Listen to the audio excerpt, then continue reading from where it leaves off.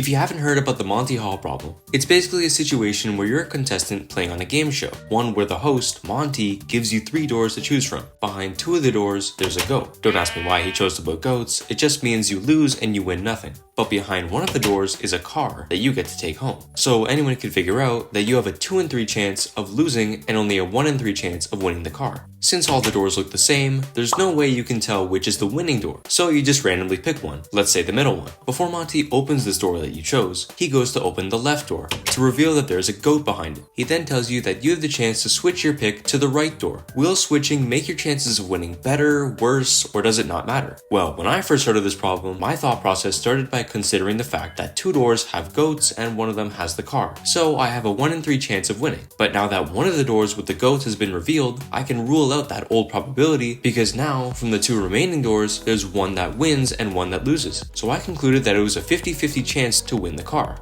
But there's actually more to it. Let's say there were 2 runners doing a 1v1 sprint. Let's also say that you know nothing about the 2 runners. Then choosing either gives you a 50% chance of winning. You don't know who's better. But what if your friend told you that the first runner was some nobody and that the second runner won the 100-meter gold medal in the Olympics last summer? Now, there are still 2 people, but the odds of one winning are no longer 50-50. Of course, it's way more likely that the gold medalist wins, but it's not impossible for the other runner to be faster than him. What if he's the next Usain Bolt? This same principle can be applied to the Monty Hall problem, but let's shake things up a bit. Instead of there being 3 doors, what if we had 10, and there's still only 1 door that has a car? Like before, you randomly choose one, but this time, it has a 1 in 10 chance of winning. Now this time, of the 9 unselected doors, Monty opens 8 of them, each having a goat behind it, leaving just your door and the last unselected one. One has a goat, and one has a car. But is it still 50-50? Well, linking this back to the 2 runners, the door you chose represents the nobody runner. He could be a great runner, but he never competed in any official races, so we wouldn't know.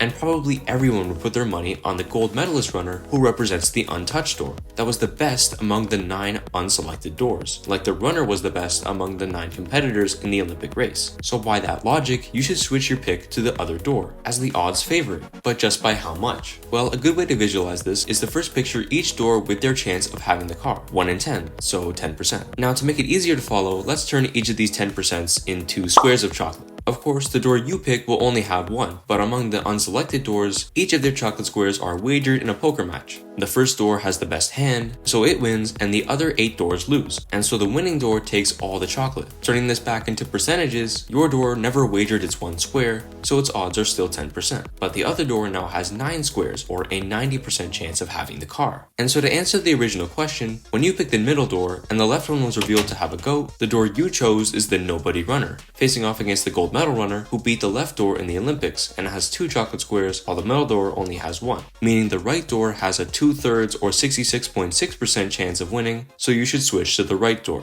Now before I go, yes of course leave a like on this video and subscribe to the channel so you don't miss any new uploads, but I'd like you guys in the comments to try and figure out if Monty offers you 8 doors with still only 1 having the car and you pick one, but before he opens it, he takes the other 7 doors and splits them into groups of 3 and 4. In the group of 3, he opens 2 doors, each having a goat, leaving 1 closed. In the group of 4, he opens 3 doors, each having goats, and leaves 1 closed. Now he leaves you with 3 doors. Which one will give you the best chance of winning the car? Leave your pick and explanation in the comments. Good luck, and I'll see you in the next video.